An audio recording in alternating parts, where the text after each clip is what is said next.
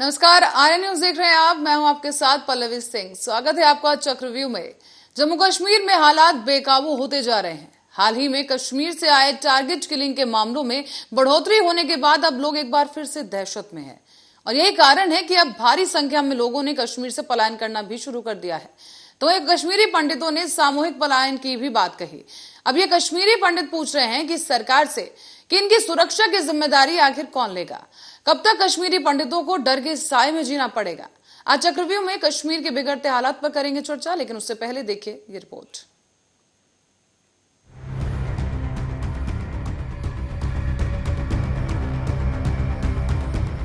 कश्मीरी पंडितों के साथ कश्मीर में हो रहे विध्वंस को पूरे देश ने देखा, कभी फिल्म के माध्यम से तो कभी टीवी और अखबारों में। पर मौजूदा हालात इस बात के गवाह हैं कि कश्मीर में कश्मीरी पंडित डर के साए में जीने के लिए मजबूर हैं। तो वहीं आतंकवादियों द्वारा की जा रही टारगेट किलिंग के खिलाफ आज कश्मीरी पंडितों ने सामूहिक पलायन की भी बात कही। आंकड़े बताते हैं कि बीते 26 दिनों में 10 लोगों की हत्या ये आतंकी कर चुके हैं। हाल ही में हुई बैंक मैनेजर विजय कुमार की हत्या की जिम्मेदारी भी कश्मीर फ्रीडम फाइटर्स नाम के एक संगठन ने ली है। इसके प्रवक्ता वसीम मीर ने बयान जारी कर धमकी दी कि कश्मीर की आबादी में फेरबदल की कोशिश का यही हश्र होगा। तो वहीं जिस दिन बैंक मैनेजर विजय कुमार की हत्या की गई, उसी दिन शाम को बड़गांव में 2 प्रवासी मजदूरों को भी निशाना बनाया गया। इस दौरान एक मजदूर की मौत हो गई। तो वहीं कुछ दिन पहले भी कश्मीर की एक अदाकारा की भी हत्या कर दी गई। इसी बीच कश्मीर के ताजा हालातों पर पूर्व कांग्रेस नेता कपिल सिब्बल ने ट्वीट कर कहा कि एक हफ्ते में 8 लोगों को कश्मीर में मार दिया गया। आतंकवाद की ये घटनाएं रुकनी चाहिए। हिंसा के किसी भी तरीके को अलग नहीं समझा जाना चाहिए। साथ ही ये भी कहा जा रहा है कि कश्मीर में कश्मीरी पंडित इस साल खीर भवानी मेले का भी विरोध करेंगे।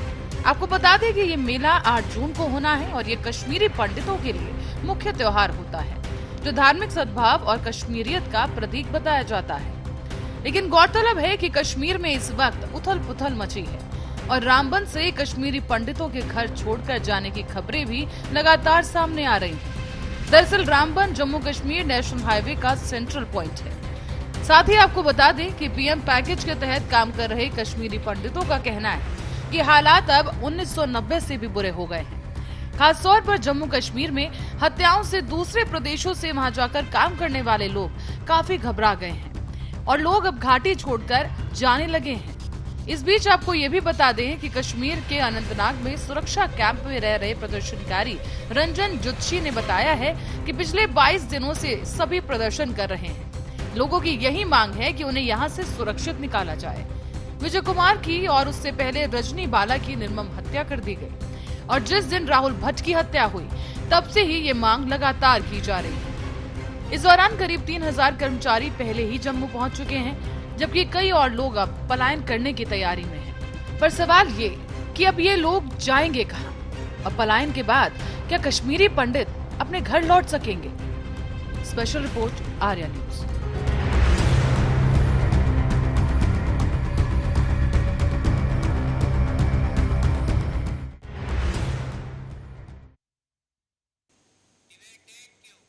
ये तस्वीरें वाकई चौंका देने वाली हैं कि इतने साल बीत जाने के बाद भी, इतना कुछ हो जाने के बाद भी आज भी जो कश्मीरी हैं, कश्मीरी पंडित हैं, कश्मीर में सुरक्षित महसूस नहीं कर रहे और उन्हें अपना घर छोड़कर जम्मू जाना पड़ रहा है, पलायन करना पड़ रहा है। खासतौर पर जो कश्मीर में बाहर से प्रवासी मजदूर आए हैं, उनके लिए भी इस वक्त माहौल काफी खतरनाक बना हुआ है। चलिए कश्मीर की इसी मौजूदा हालात पर चर्चा करेंगे, जिसके लिए हमारे साथ गेस्ट जुड़ चुके हैं।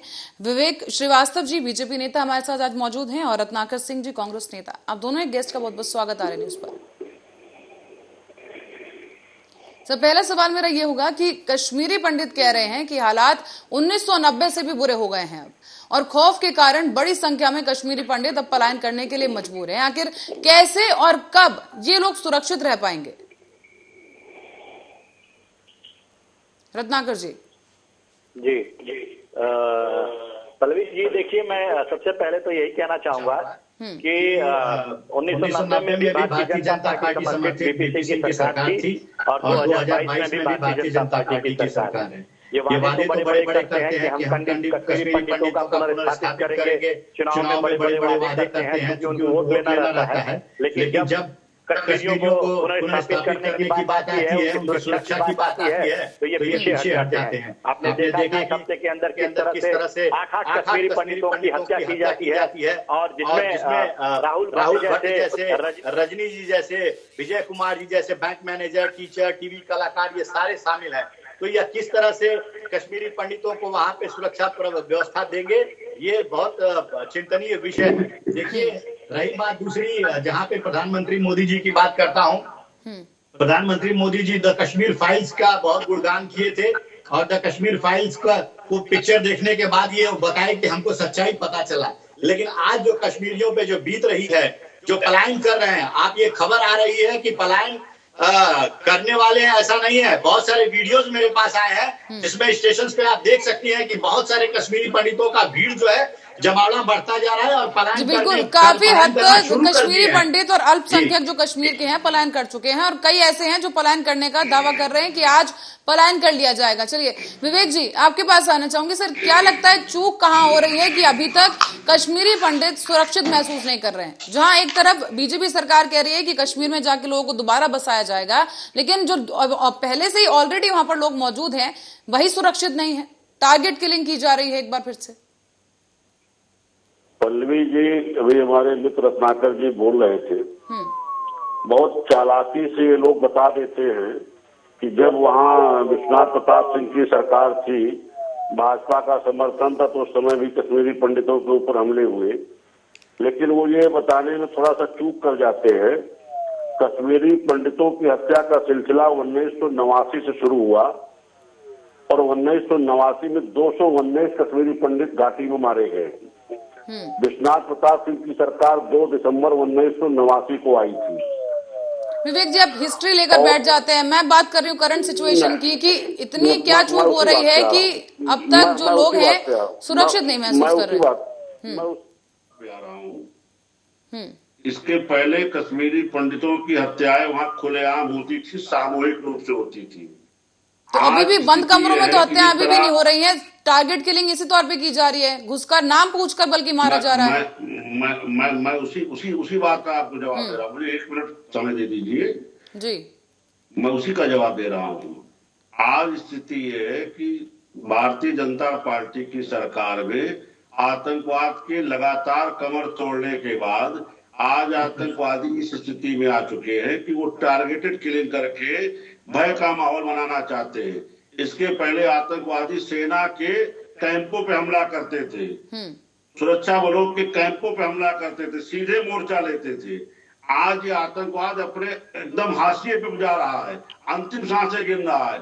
ये उनका अंतिम प्रयास है किसी तरह अपने उस भय के माहौल को बचाने का। और जो लोग ये कह रहे हैं कि साहब ये 1990 से ज्यादा खराब दशक है, उन्होंने 1990 का दशक देखा नहीं है। 1990 में सामूहिक कत्ल होते थे, सारी घटनाएं आप लोगों के सामने, उसको दोबारा बताने की आवश्यकता नहीं है। और रही बात आज की स्थिति में, जो लोग ये घटना को अंजाम दे रहे हैं उनको भी मुठभेड़ में मारा जा रहा है, सरकार उनको बख्श नहीं रही है, सुरक्षा बल उनको भी ढूंढ करके ठिकाने लगा रहे हैं। ये जो चल रही है, देखिए, जब आतंकवाद एक ऐसा चीज है कि अगर वो आपके ऊपर, तो विवेक जी, आप इतनी पीठ थपथपा रहे हैं अगर सरकार की, तो फिर लोग पलायन कर क्यों रहे हैं? वो क्यों सवाल पूछ रहे हैं सरकार से कि हमें सुरक्षित यहाँ से निकाला जाए, लेकिन उनको कैंप में सील कर दिया गया है, बाहर नहीं निकलने दिया जा रहा, जब से पलायन की बात का उन्होंने जिक्र किया है। देखिए है क्या पल्लवी जी, ये कश्मीरी हिंदुओं का विषय है। भारतीय जनता पार्टी उनके लिए जिम्मेदार है, सरकार उनके लिए जिम्मेदार है, और हमें से प्रश्न पूछा जाता है। आज क्या कोई विपक्ष का नेता घाटी जाकर के उनके घाव पे मरहम लगाने की हिम्मत जुटा पा रहा है? 370 हटा था तो वहां जाने के लिए राहुल गांधी भी बेताब थे, गुलाम नबी आजाद भी बेताब थे। आज क्या इस स्थिति में कोई विपक्ष का नेता वहां जाने की स्थिति में है कि जो कश्मीरी हिंदुओं का हाल चाल ले सके? कोई नहीं जाएगा, केवल लोग गाल बजाएंगे।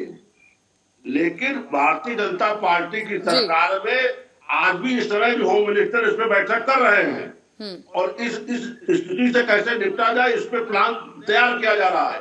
आने वाले 15-20 दिनों में आपको इसका दृश्य दिखेगा। अगर आतंकवाद अपनी अंतिम सांसें दिखे तो आप कहिएगा।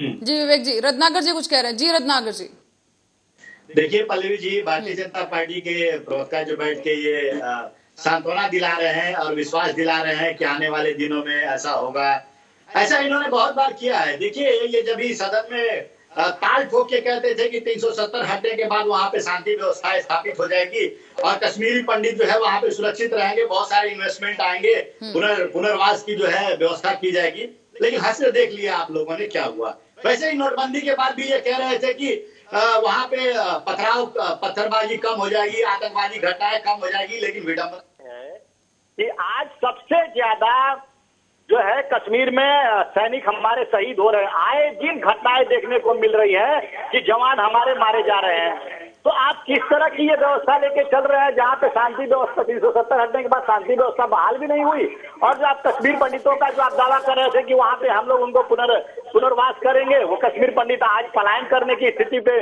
पलायन करने के लिए मजबूर हो चुके हैं। तो आप क्या कर रहे हैं? आप बैठ के सिर्फ सांत्वना दे रहे हैं क्या? और रही बात, कह रहे थे कि हम कांग्रेस वाले कुछ नहीं करते हैं। देखिए मैं इनको याद दिलाना चाहता हूं, जब 1990 में जब जनवरी में इनकी सरकार बनी थी, उस समय उसके बाद एक एक दिन में 50-50 हजार लोग पलायन किए थे और 4 लाख लोग कश्मीर से पलायन किए थे। तभी इनकी सरकार थी, क्यों नहीं रोकी है वहां पे? क्यों नहीं? 89 में 228 कश्मीरी पंडित मारे गए थे, राजीव गांधी की सरकार थी। मारे गए थे राजीव गांधी। विवेक जी बात पूरी कर लेने दीजिए। आप जब भी बोले तो बोला नहीं मैं, आप जब भी बोले तो बोला नहीं मैं, चुप रहिए। रत्नाकर जी बात पूरी कीजिए। आपका झूठ नहीं सुनाऊंगा। अरे आपका नंबर आएगा तो आप बात करिएगा। आप कितना सच्चाई आप लोग बोलते हैं। विवेक जी, रत्नाकर जी प्लीज अपनी अपनी बारे में बात कीजिएगा सर, जनता ऐसे कुछ समझ नहीं पाएगी। जी विवेक जी आपके पास अभी लौट हूँ सर, बात खत्म करने दीजिए बस। जी रत्नाकर जी, देखिए ये झूठा अनर्गल आरोप लगाते रहते हैं। जब 1990 में कश्मीरी पंडित पलायन कर रहे थे, उस समय कांग्रेस ने जबरदस्त इसका विरोध किया था और शायद इनको इतिहास पता रत्नाकर नहीं जी है। मैं आपकी बात भी सुन रही थी। आप जो है कहा गया कि सरकारों पर आपने बात थोप दी कि बीजेपी सरकार थी और कांग्रेस। विवेक जी एक सेकेंड। जी रत्नाकर जी, कहीं ना कहीं सरकारों पर दोष आप डाल देते हैं, लेकिन चाहे 1990 हो या 2022 हो, कश्मीरी पंडितों की स्थिति में कभी सुधार नहीं आया। इसका क्या मुख्य कारण आपको लगता है कि आतंकवाद पर जो काबू पाने के लिए सरकार इतनी नाकाम साबित हो रही है? ये सुरक्षा बलों को भी तैनात किया जा रहा है, लेकिन बावजूद इसके सुरक्षा बल शहीद हो रहे हैं, आतंकियों का आतंक बढ़ता जा रहा है, लेकिन अब तक स्थिति बेहतर नहीं हो पा रही है। सबसे बड़ी चूक आपको क्या लगती है इस मामले में? देखिए पल्लवी जी, जब तक किसी भी राजनीतिक दल का राजनीतिक इच्छा शक्ति नहीं होगी ना, तब तक कोई भी समस्या का समाधान नहीं होगा। भारतीय जनता पार्टी की कोई राजनीतिक इच्छा नहीं है कि वहां पे कश्मीरी पंडितों का जो पुनर्वास किया जाए, कोई राजनीतिक इच्छा नहीं है कि वहां पे इन्वेस्टमेंट ले जाया जाए, 370 हटाने के बाद वहां पे लोकतंत्र बहाली की जाए। तो ये सिर्फ लोगों को गुमराह करने का काम करते हैं, जिसका परिणाम हसरा आप देख रही हैं कि क्या हो रहा है। पर कांग्रेस की क्या इच्छा थी, तो कांग्रेस ने क्या किया अपने कार्यकाल में, जरा वो भी बता दीजिए। ये भारतीय जनता पार्टी सुविधा की राजनीति करती है, या जब सत्ता का मलाई चाटना होता है तो ये पीडीपी के साथ सरकार बनाती है। कांग्रेस का बता दीजिए कि कांग्रेस ने क्या कुछ कर लिया कश्मीरी पंडितों के लिए, गिरा देती है। कांग्रेस का बता दीजिए रत्नाकर जी।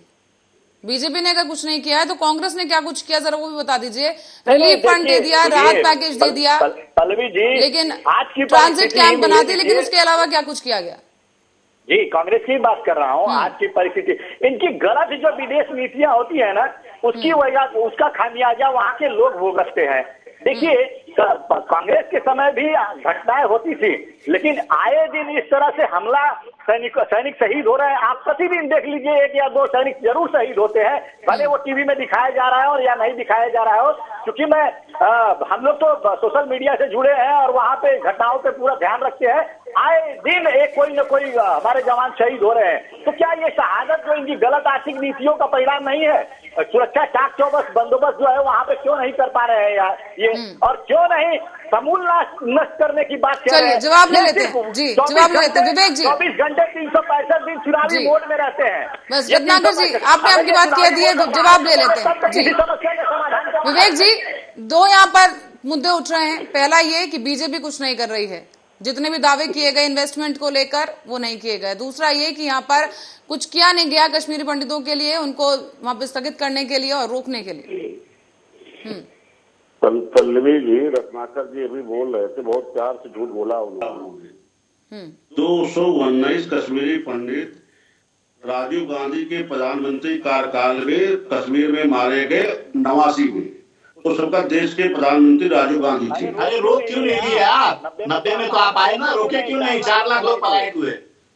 90 में हम नहीं, बीपीसी सरकार में आए थे। अरे आपकी हमारा सरकार बाहर से समर्थन में सरकार में कोई भूमिका नहीं होती। आगे सुन लीजिए, कौन था वहाँ पे? जलवायु कौन थे? रत्नाकर जी सुन लीजिए, जवाब ले दीजिए प्लीज। रत्नाकर जी, डिबेट ऐसे आगे नहीं बढ़ पाएगा सर, प्लीज जी। दूसरा, पल्लवी जी, इनको 370 हटाने का दर्द बहुत है। वहाँ पे दलितों को संविधान में अधिकार नहीं था। वहाँ की बेटियां जो बाहर शादी करती थी वो अपने संपत्ति का अधिकार खो देती थी। वहाँ पे भारत का संविधान पूरी तरह लागू नहीं होता था। भारत सरकार की पूरी योजनाएं वहाँ लागू नहीं होती थी। उसको इनके द्वारा पैकेज भेजा जाता था। यासिर मलिक के इनके प्रधानमंत्री मनमोहन सिंह हाथ मिलाते हुए फोटो खिंचवाते थे। जवाब सुन लीजिए। रत्नाकर जी सुन लीजिए, लगेगा थोड़ा बर्दाश्त, आपको भी पूरा समय मिलेगा, बर्दाश्त करिए। मिर्चा लगेगा, बर्दाश्त करिए थोड़ा सा, सुन लीजिए। तो यासिर मलिक के साथ प्रधानमंत्री इनके हाथ फोटो खिंचवाते थे। इन्हीं के भेजे गए हाथ करके तो वहाँ अस्थि के साथ पल रहे थे। आज भारतीय जनता पार्टी के शासन में एनआईए की जांच में जो लोग भी टेरर फंडिंग में दोषी पाए जा रहे हैं सब जेल में हैं। किसी को उम्र कैद हो रही, कुछ सजा के पाइपलाइन में है। और आतंकवाद अपनी अंतिम सांसें गिन रहा है। हमारे सैनिकों की शहादत में उन्होंने बहुत ऐसा विषय उठा दिया जो आपको भी, आपने शायद उस पर मार्क न किया। उन्होंने कहा दिखाया जा रहा है। लेकिन विवेक जी, आप ये कैसे कह सकते हैं कि आतंकवाद आखिरी सांसें गिन रहा है? क्योंकि आतंकवादियों की तरफ से, संगठन की तरफ से क्लियरली धमकी दी गई है। पल्लवी जी, पल्लवी जी, इन्होंने सैनिकों की शहादत का जिक्र करते हुए एक ऐसा शब्द बोला कि उनकी शहादत दिखाई जा रही है या नहीं दिखाई जा रही है। इन्होंने पूरी भारत की मीडिया के ईमानदारी पे प्रश्न उठा दिया है। तो भारत में जिस तरह से मीडिया स्वतंत्र है, सारी घटनाओं की रिपोर्टिंग होती है, उसके इस तरह का इन्होंने प्रश्न उठा दिया। अब रही बात आतंकवाद की, तो मैं पल्लवी जी इसका जवाब दे रहा हूँ, सुन लीजिए। इनके शासन काल में कश्मीर तो छोड़ दीजिए, पूरे भारत में कहीं भी बम फटता था। लखनऊ की कचहरी में बम फटता था, बनारस में बम फटता था, फैजाबाद की कोर्ट में बम फटता था। हिंदुस्तान में कहीं भी कोई निकलने पे ये नहीं सोच पाता था कि हम सुरक्षित घर न होते। विवेक जी, किसके कार्यकाल में क्या होता था, ये बात उस बारे में नहीं हो रही है। बात हो रही है कश्मीरी पंडितों के पलायन को लेकर, जो अल्पसंख्यक कश्मीर में मौजूद है उनके पलायन को लेकर। सर, उनका दर्द समझ रहे हैं आप? पर विवेक जी, उनका दर्द समझ रहे हैं आप? अपना घर छोड़ के उन्हें पलायन करना पड़ रहा है, और जो ट्रांजिट कैंप में मौजूद है उसे भी सील कर दिया गया है। पल्लवी जी, मैं उसी बात का जवाब दे रहा हूँ जो आपने पूछा कि आतंकवाद कैसे अंतिम सांसें गिनना, आप कैसे कह रहे हैं। मैं उसी के जवाब पे आ रहा हूँ जी। देखिए, पिछले शासन काल में हमने आतंकवाद को केवल जम्मू कश्मीर की सीमाओं में समेट दिया। पूरे भारत में कहीं भी कोई हमला आपने होते देखा हो तो बताइए। अब रही बात इस कार्यकाल में, हम आतंकवाद को जूझ रहे हैं। आतंकवाद को उसके परिणाम तक पहुंचाने के लिए सरकार संकल्पित है, प्रतिबद्ध है। ढूंढ करके आतंकवादी मारे जा रहे हैं। उनके यहाँ का टेरर फंडिंग करने वालों को ढूंढ करके जेल पहुंचाया जा रहा है, सजा हो रही है। उनको कानून के दायरे में, भारतीय संविधान के दायरे में सजा की दी जा रही है। उनको भारत का संविधान समझाया जा रहा है। और रही बात जो टारगेट किलिंग हो रही है, ये टारगेट किलिंग केवल भय का माहौल बनाने के लिए, कश्मीरी हिंदुओं को भयाक्रांत करने के लिए हो रही है। इसमें कश्मीरी हिंदुओं को भी थोड़ा सा धैर्य और संयम की आवश्यकता है। सरकार उनके साथ है, पंजाब में उन्हें छोड़ा नहीं जा रहा, वो भी मुठभेड़ में मारे जा रहे हैं। जी चलिए, रत्नाकर जी से जवाब लेते हैं। जी रत्नाकर जी। जी पल्लवी जी, मुझे हंसी आ रही है इनके जवाब से। देखिए, आज कश्मीरी पंडित वहाँ पे किस तरह की त्रासदी से जूझ रहे हैं, उनकी सुरक्षा पे बात करने की जरूरत है। तो ये उनको संविधान समझा रहे हैं, उनको सांत्वना दे रहे हैं, कह रहे हैं कि सांत्वना रखने की जरूरत है, धैर्य रखने की जरूरत है। अरे भाई साहब, वो राहुल भट्ट जिसके सीने में गोली उतार दी गई, उसकी पत्नी का देखिए किस तरह से बिलख बिलख कर रो रही थी। बैंक मैनेजर को मार दिया गया, एक हफ्ते के अंदर 8 कश्मीरी पंडितों की हत्या कर दी गई। वो आप नहीं देख रहे हैं और आप संविधान की बातें कर रहे हैं, उनको सांत्वना दे रहे हैं। किस तरह की बातें करते हैं आप लोग, समझ में नहीं आता है। देखिए, ये हम जब सुरक्षा की बात करते हैं तो ये बात करने लगते हैं बम विस्फोट की कहां पे बम विस्फोट नहीं हो रहा है, यहाँ पे बम विस्फोट नहीं हो रहा है। भाई साहब, आपको शायद जानकारी नहीं है या थोड़ी कम जानकारी है। अभी सदन की ही बात में ले लेता हूं। सदन में भारतीय जनता पार्टी के गृह मंत्रालय का रिपोर्ट है कि 3,920 हिंसा की और दंगा की घटनाएं पूरे 4 साल के दौरान हुआ है। आज बशर्ते बम विस्फोट की घटनाएं नहीं हो रही है, लेकिन देश को जातिवाद, धर्मवाद, सांप्रदायिक हिंसा रत्नाकर जी, मुद्दे को भटकाइए मत, जातिवाद को लेकर बात नहीं हो रही। रत्नाकर जी, आपको जहांगीरपुर की घटना याद है क्या?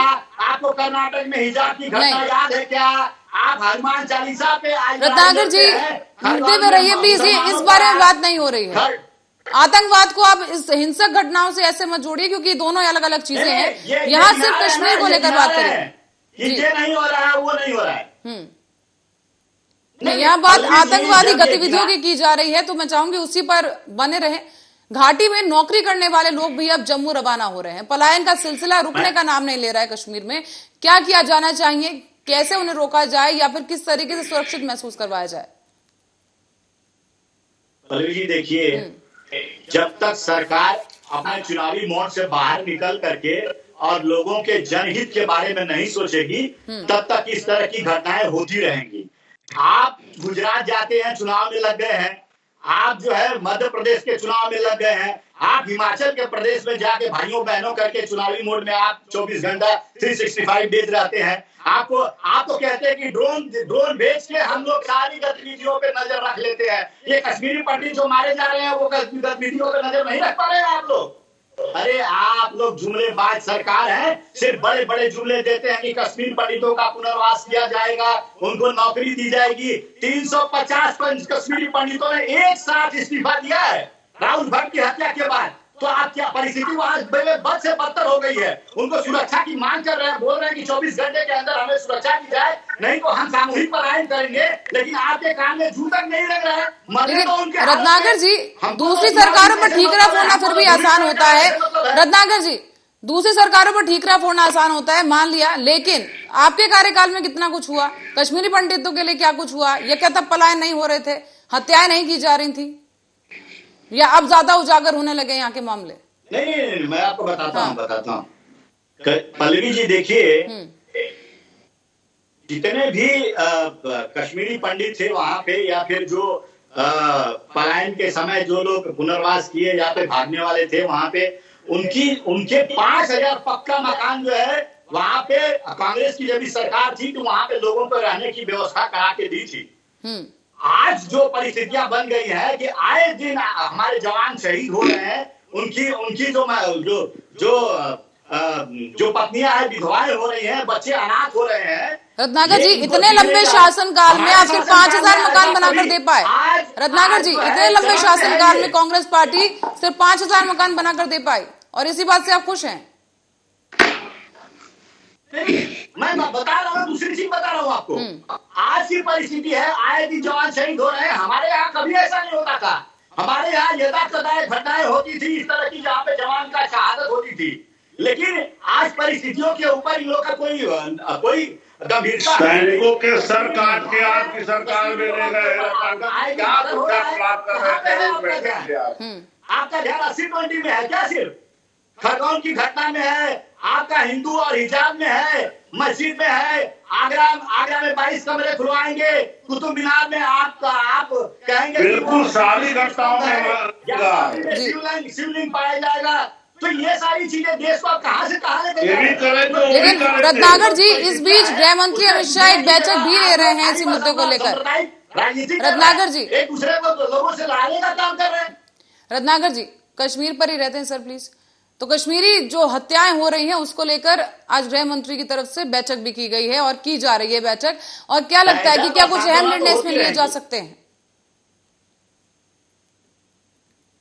रत्नाकर जी जी देखिए, ये भारतीय जनता पार्टी ये दिखावा करती है कि हम जो है बैठक कर रहे हैं। अभी भाई साहब का एक बात सुन लीजिए, कह रहे थे कि थोड़ा भरोसा रखिए, थोड़ा समय दीजिए, संविधान की बात कर रहे थे और सांत्वना दे रहे थे कि हम करेंगे। अरे कब करेंगे?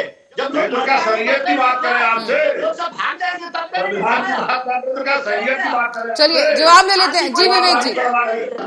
रत्नाकर जी शांत हो जाइए, विवेक जी से जवाब ले लेते हैं जी। बनती है कि नहीं उनकी सुरक्षा के लिए? चलिए विवेक जी। पल्लवी जी, मैं संविधान की बात करता हूँ तो इनको दर्द है, क्या इनसे मैं शरीयत की बात करूं जो ये कश्मीर में लागू करवा रहे थे? कौन सी बात करूं? आज अगर भारतीय संविधान पूरी तरह रत्नाकर जी वो सुन रहे थे आपकी बात जो आप कह रहे थे, प्लीज कहने दीजिए जी। पल्लवी जी, आज अगर पूरी तरह भारतीय संविधान कश्मीर में लागू है तो आखिर हमारे कांग्रेस के मित्र को दर्द किस बात का है? क्या हम इनसे शरीयत की बात करें? अरे गोलियां की बात करें, खुलवा के आज आतंकवाद के बीच बोले हैं। काम पढ़ के बैठते रहिए, सांत्वना दिलाते रहिए। जी पल्लवी जी क्या कर रही है? रत्नाकर जी अपनी बात दोबारा दोहराइए, उन्हें समझ नहीं आया। देखिए, मैं आपसे सीधा सा एक प्रश्न पूछना चाहता हूँ। आज लोगों को जान माल का वहां पे सुरक्षित नहीं है, लोगों के ऊपर हमला किया जा रहा है, चाहे राहुल भट्ट हो, चाहे वहां पे टीचर हो, चाहे कश्मीरी कलाकार हो, चाहे बैंक मैनेजर हो, सारे लोगों को चुन चुन के नाम पूछ के गोलियां मारी जा रही है। और आप कह रहे हैं कि संविधान पढ़ के बैठते रहे और वहां पे जो है धैर्य रखें और सांत्वना दे रहे हैं आप बैठ के।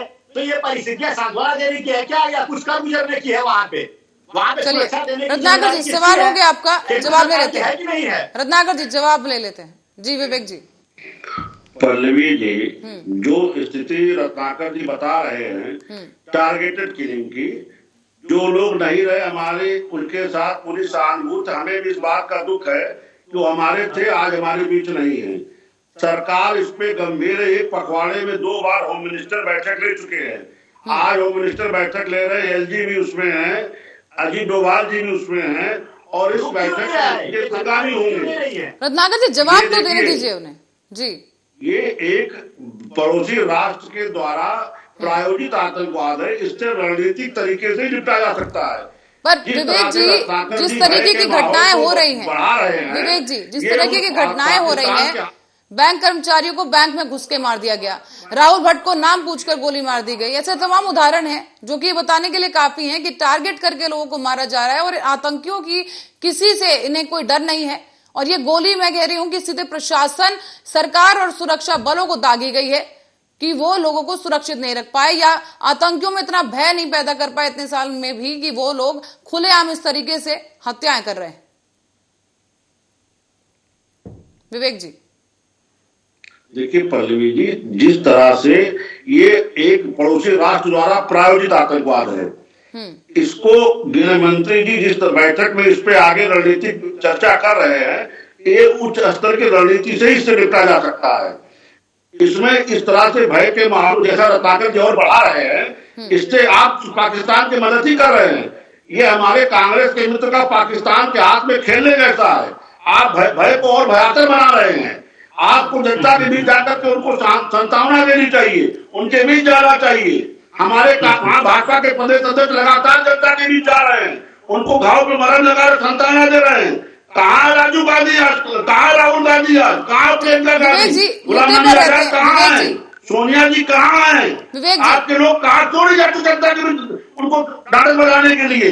विवेक जी आज का सवाल यहाँ पर ये उठ रहा है। विवेक जी हमारे प्रदेश अध्यक्ष लगातार उन लोगों के बीच जा रहे हैं, उनको ढांढस बजा रहे हैं, उनको संभाल रहे हैं, उनके सरकार का विश्वास कायम कर रहे हैं। आज आवश्यकता वहां पे लोगों के मन में विश्वास की अलग जगाने की है, उनको संभालने की है, उनको भड़का करके पलायन के लिए उकसाने की नहीं है। कांग्रेस मित्र यही कर रहे हैं। विवेक जी जैसे कि आपने कहा भड़काने की, कौन किसको भड़का रहा है, क्योंकि यहाँ पर जनता खुद हम कहते हुए सुन रहे हैं कि वो सुरक्षित नहीं महसूस कर रहे हैं और सरकार से गुहार लगा रहे हैं कि सुरक्षित स्थानों पर ले जाया जाए, क्योंकि धमकी सामने आई है, धमकी सामने आई है विवेक जी कि आबादी में फेरबदल की कोशिश का यही हश्र होगा। तो अब जो मजदूर भी पहुंच रहे थे कश्मीर में वो भी आने रुक जाएंगे। पल्लवी जी आपकी बात से मैं सहमत हूँ। टारगेट किलिंग हो रही है, उनके तरफ से धमकियां दी जा रही है, आतंकवादियों की तरफ से भय का माहौल बनाया जा रहा है। लेकिन मेरा आरोप विपक्ष के ऊपर है कि विपक्षी मित्र उस भय के माहौल को और बढ़ा रहे हैं। इनको आज रैली करनी चाहिए, घाटी में जाकर के लोगों से मिलना चाहिए, लोगों को ढांढस बजाना चाहिए कि नहीं कोई बात नहीं, हम लोग आपके साथ हैं, सरकार आपके साथ है, सरकार होम मिनिस्टर की मीटिंग चल रही है, उसके खिलाफ आतंकवाद खिलाफ रणनीतिक तैयारी की जा रही है और आप भय के माहौल को बढ़ा रहे हैं। यही कांग्रेस करती रही है। समय की कमी माफी चाहूंगी, आप क्या रोक रही खड़े होने का जोखिम नहीं उठाया जी। चलिए रत्नाकर जी, समय की कमी है सर, क्लोजिंग रिमार्क्स चाहूंगी। क्या लगता है इस पूरा मामला है, जिस तरह से पलायन हो रहा है और अब जो शिविर सील कर दिए गए हैं, लोगों को बाहर नहीं निकलने दिया जा रहा है, अब क्या कुछ वहां पर जो स्थिति है, आपकी क्या कुछ राय है इसको लेकर? देखिए मेरी यही राय है पल्लवी जी कि ये भारतीय जनता पार्टी की सरकार को प्रोएक्टिव होना चाहिए और चुनावी मोड से बाहर निकल के जनता के हितों का ध्यान रखना चाहिए। जिस प्रकार कश्मीरी पंडित जो है वहां पे आए दिन गोलियां नाम पूछ करके उनको गोली मारने का काम किया जा रहा है, ये सारी घटनाओं जो है घटनाक्रम को तुरंत जो है संज्ञान में लेकर और उस पर कड़ी से कड़ी कार्रवाई करके और उनको सुरक्षित स्थान पे भेज करके लेकिन और वहाँ पे उनको जो है भरोसे में लिया जाना चाहिए। मेरा सबसे यही कहना। पर रत्नाकर जी, विवेक जी कह रहे थे कि उनका ये बोलना जायज है क्योंकि उनकी तरफ से रणनीति तैयार की जा रही है, बीजेपी की तरफ से बैठकों का दौर जारी है, तो क्या विपक्ष के तौर पर आपको नहीं लगता कि इस वक्त माहौल जो है काफी सेंसिटिव है, तो कहीं ना कहीं लोगों को सांत्वना देने की जरूरत है इस वक्त? पल्लवी जी देखिए क्या होता है कि विपक्ष जो है सरकार की कमियों को हमेशा दिखाएगा, आईना दिखाएगा। हम सच बताएंगे तो ये उसको ठीकरा दूसरे ऊपर फोड़ेंगे, भय का माहौल बना रहे हैं। अरे भाई रोज मारे जा रहे हैं कश्मीरी पंडित, वहां पे हमारी वजह से मारे जा रहे हैं क्या? आतंकवादी आके गोली मार रहा है, कांग्रेस से पूछ के मार रहा है क्या कि हम जा रहे हैं भय, आपने भय का माहौल बनाया है, मैं जा रहा हूँ गोली मारने? ये क्या लड़कर बातें करते रहते हैं ये भारतीय जनता पार्टी के लोग। ये ठीकरा अब जब कोई भी चीज में फेल हो जाते हैं तो ठीकरा जाके इंदिरा गांधी पे फोड़ देते हैं, नेहरू पे फोड़ देते हैं, यही तो इनका काम है। देखिए अगर आप सहमत है कि इस तरह की परिस्थितियां हैं वहां पे, तो अभी तक आपने क्यों नहीं कोई एक्शन लिया है? आज क्यों आप मीटिंग कर रहे हैं? ये पहले क्यों नहीं कर सकते थे वहां पे, जबकि कश्मीरी पंडित बहुत दिनों से मांग कर रहे हैं कि हमारी सुरक्षा का ध्यान रखा जाए और हमको सुरक्षा प्रदान किया जाए, हमको सुरक्षित स्थानों पे भेजा जाए, हमको जिला मुख्यालय में ट्रांसफर किया जाए, लेकिन आपने क्यों नहीं किया ये? आज जब कश्मीरी पंडित वहां से पलायन कर रहे हैं तो आप जो है मीटिंग पे मीटिंग कर रहे हैं। चलिए जल्दी से जवाब ले लेते विवेक जी का। जी नहीं है ये समय की कमी सर, रोक रही हूँ आपको। विवेक जी जल्दी से। पल्लवी जी वहाँ टारगेट किलिंग हो रही है, पाकिस्तान प्रायोजित आतंकवादी भय का माहौल बना रहे हैं। बस ठीक है, आज विपक्ष को वहाँ जाकर के ढांढस बधाने की आवश्यकता है, राष्ट्र के हित में राष्ट्र के साथ खड़े होने की आवश्यकता है। ये विपक्ष और पक्ष का विषय नहीं है, ये राष्ट्र का विषय है। कांग्रेस यही चूक जाती है, कभी कांग्रेस राष्ट्र के साथ खड़ी नहीं होती। कांग्रेस को आज यहाँ पे विपक्ष सत्ता पर नहीं, राष्ट्र के साथ खड़े होने की आवश्यकता है। भारतीय जनता पार्टी की सरकार रत्नाकर जी बात पूरी होने दीजिए। हमारे सैनिक चुन चुन के उनको जहन्नुम पहुंचा रहे हैं। एक भी आतंकवादी जब तक रहेगा सेना कार्रवाई करती रहेगी। जी बिल्कुल।